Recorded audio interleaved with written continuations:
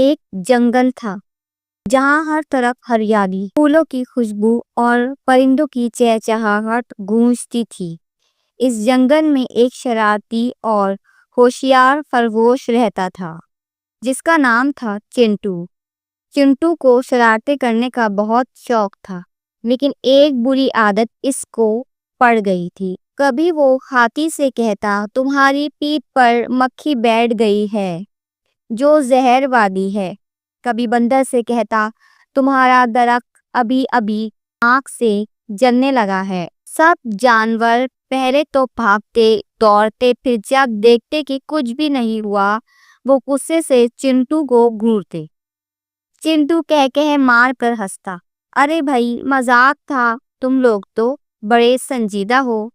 لومڑی ایک دن سخت لہجے میں بولی، چنٹو تمہارا جھوٹ ایک دن تمہیں بہت مہنگا پڑے گا۔ لیکن چنٹو کو کسی کی پرواہ نہیں تھی۔ ایک دن جنگل میں عجیب سی افواہ پھیل گئی۔ کسی نے کہا کسی نے شکاری کو جنگل میں کنارے پر دیکھا ہے، وہ جال اور بندوق کے ساتھ آیا ہے۔ جانور ڈر گئے، سب نے احتیاط برتنی شروع کر دی۔ چنٹو نے یہ سنا تو اس کے ذہن میں فوراً شرارت سوجھی۔ وہ جھاڑیوں سے نکلا اور چلایا، شکاری آ گیا، جلدی بھاگو، اس کے پاس بندوق ہے۔ جانوروں نے بغیر سوچے سمجھے بھاگنا شروع کیا۔ کچھ درختوں پر چڑھ گئے، کچھ گڑھوں میں چھپ گئے۔ جب تھوڑی دیر بعد سب نے دیکھا کہ کوئی شکاری نہیں تو سب نے چنٹو کو گھیر لیا۔ شیر دھاڑا اور چنٹو سے کہا، اگر آئندہ تم نے ایسا جھوٹ بولا تو جنگل کے قانون کے مطابق تمہیں سزا ملے گی۔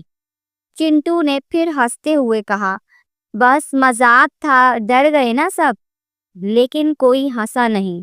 جنگل میں چنٹو پر کوئی یقین کرنے کو تیار نہ تھا۔ کچھ دن بعد کی بات ہے، چنٹو اپنے بل سے باہر آیا تو دیکھا کہ جھاڑیوں کے پیچھے کوئی حرکت ہو رہی ہے۔ وہ آگے بڑھا تو اچانک ایک دھماکہ سا ہوا اور جال اس کے اوپر گرا۔ چنٹو زور سے چلایا، بچاؤ بچاؤ، شکاری آ گیا ہے، میں جال میں پھنس گیا ہوں۔ اس کی آواز جنگل میں گونجی لیکن کوئی نہیں آیا۔ ہر کوئی یہی سمجھا کہ وہ پھر سے مذاق کر رہا ہے اور جھوٹ بول رہا ہے۔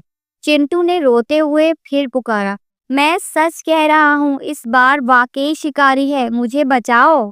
لیکن سب خاموش تھے۔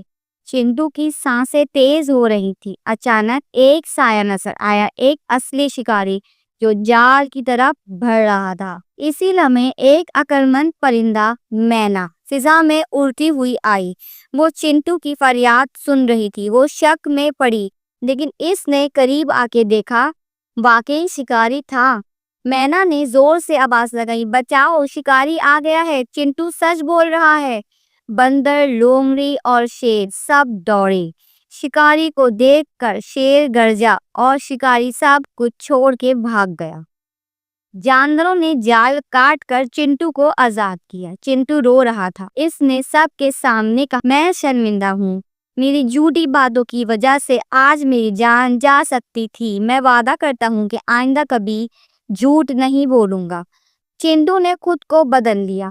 اب وہ سچ بولنے والا، مدد کرنے والا خرگوش بن گئے۔ جنگل کے سب بچے اس سے سبق سیکھتے اور وہ انہیں کہانیاں سناتا جن میں اخلاقی تعلیم ملتی۔ آج بھی اگر کوئی بچہ جھوٹ بولتا ہے تو جنگل والے کہتے ہیں، سچے چنٹو جیسا بنو، جھوٹے چنٹو جیسا نہیں۔ جھوٹ انسان کو نہ صرف تنہا کر دیتا ہے بلکہ خطرے میں بھی ڈال دیتا ہے۔ سچائی ہمیشہ اعتماد اور عزت کی بنیاد پر بنتی ہے۔